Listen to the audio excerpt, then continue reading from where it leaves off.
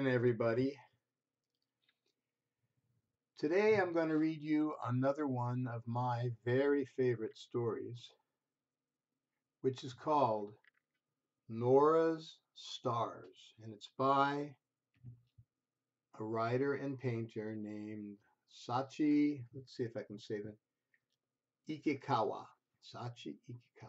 Look at that beautiful painting on the front. Here's the first little picture. This shows the girl Nora and her dog and her teddy bear. And does she have something else? She has another little toy. Yeah, that the book will tell us about. And look at this. This is her grandma's house. She's going to visit grandma. And grandma lives in a house. I see houses like this when I go walking in Orinda, which is not too far from us, here across the bay from San Francisco, California. So the book begins. One summer, Nora and her dog Kiki, her doll Maggie, and Teddy, the stuffed bear, came to visit Nora's grandmother, who lived in a place where the sun seemed always to be shining and where the smell of sweet fruits and green trees was always in the air. Even Grandma's house was the color of the sun. "Look, Kiki," Nora said to her dog as she unlatched the gate. "Grandma's house almost touches the sky."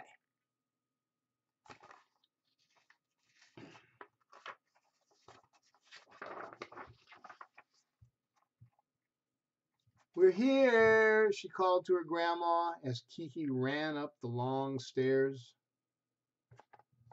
There was much to discover. "See those hibiscus flowers," Grandma said. "They open when the sun rises, and they close again when the sun goes down in the evening." "My turtle is always awake to see the flowers open," Grandma said. You can see her turtle right there. "If you want to see them open, you will have to get up early too." Kiki was satisfied. Kiki the dog was satisfied just to see the turtle.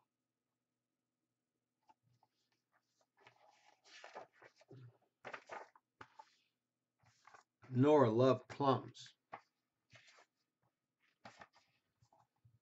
"If you want plums, just shake the tree," Grandma said.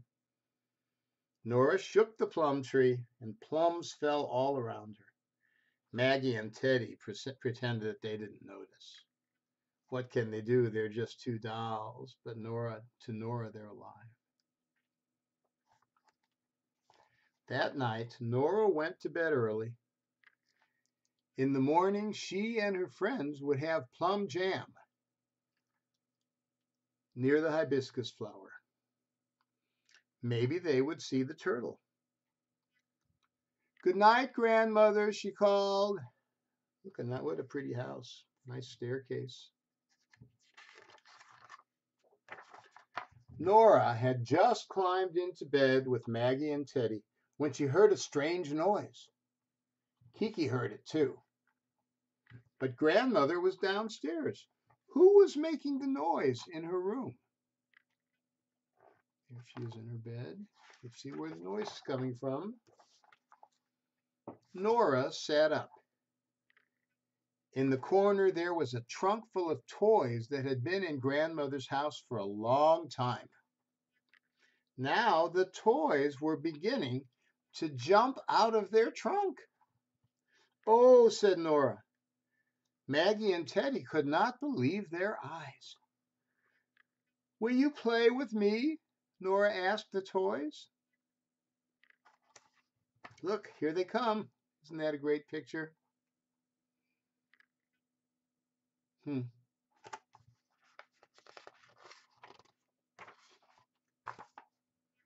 "Let's play outside. It's hot inside," a brown bear said. It opened the door, and the toys and dolls and animals ran out to the balcony. Nora and her friends did so too. "Look at the stars," she said. They look so pretty and they're so close. I would love to have those stars. Look at, oh, another beautiful picture. What wonderful pictures are in this book of all the toys being alive with Nora and the palm tree there. But that's easy, said a dancing doll.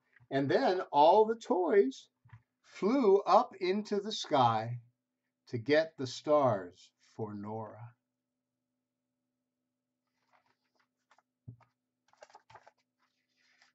Oh, she's got her blanket, and they're putting him in the blanket or the bedspread that she's holding.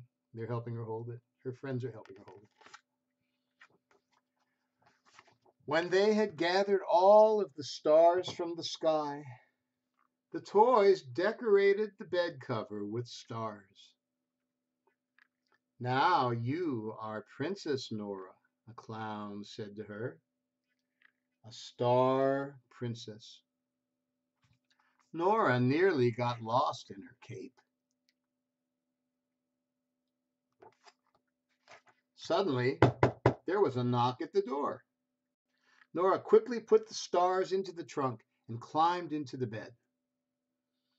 Don't move, Nora whispered to the toys. Grandmother opened the door and peeked around the corner, but Nora was quietly reading her book. And Grandmother smiled and shut the door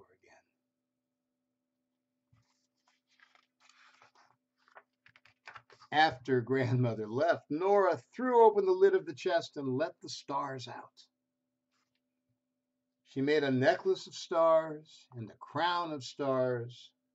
She and her toy friends made a train of stars. Nora gathered the stars. She rolled in them, danced with them. Stars filled the room.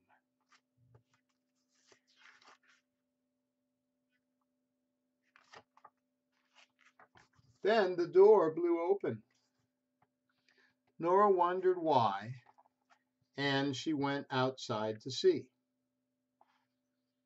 Kiki went too. Oh, Nora said, look, the sky is so dark now.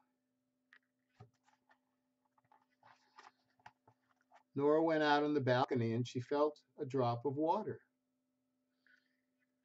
Is the sky crying? She wondered.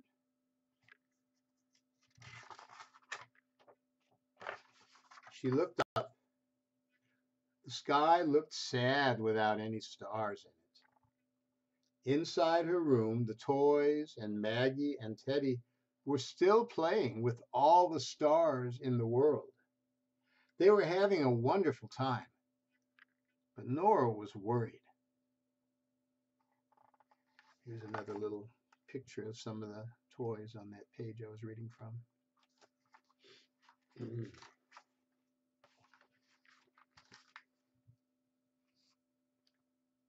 She decided to give the stars back. She gathered them all up in her bed cover and shook them, still twinkling, back up into the sky. Let's see, can you see the whole, let's see if you want to see the whole picture. I can't tell if you, there you go. There, I think now you can see it. Then Nora, Teddy, and Maggie went inside and they climbed into bed. And the toys all climbed back into their trunk.